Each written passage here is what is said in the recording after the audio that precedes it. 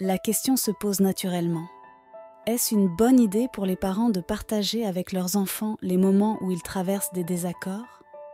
Chaque couple, même ceux qui semblent être des modèles de bonheur, fait face à des conflits. Les frictions font partie intégrante des relations interpersonnelles, en particulier au sein des relations intimes.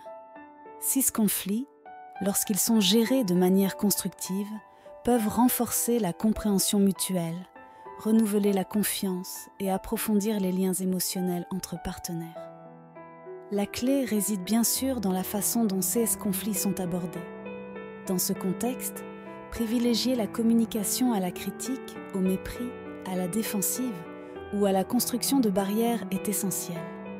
Lors de la croissance des enfants, il est bénéfique que les parents abordent les conflits de manière appropriée, offrant ainsi un exemple positif et des outils pour résoudre les conflits interpersonnels. À l'inverse, l'évitement systématique des conflits, masquant une apparence de paix à la maison, peut conduire à l'accumulation d'émotions et de contradictions. Ces tensions pourraient éventuellement éclater, avec des conséquences potentiellement irréversibles. Les enfants, souvent plus sensibles qu'on ne l'imagine, peuvent ressentir ces changements malgré les efforts des parents pour dissimuler leurs problèmes, générant ainsi un sentiment d'insécurité et de peur.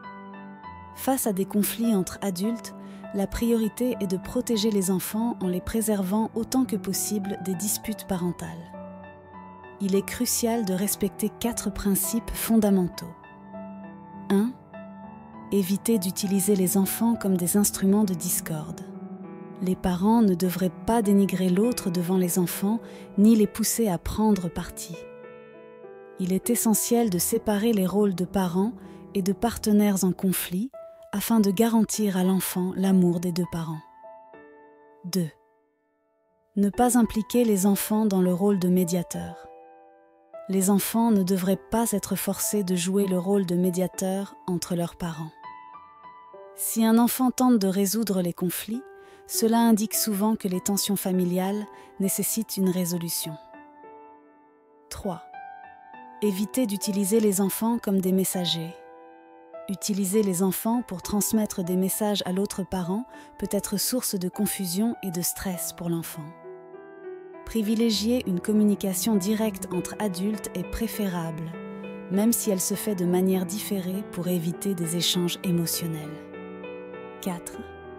Ne pas encourager la dissimulation de secrets. Les parents ne devraient pas demander aux enfants de garder des secrets ou de dissimuler des informations à l'autre parent. Cela pourrait créer un climat de méfiance et d'insécurité pour l'enfant.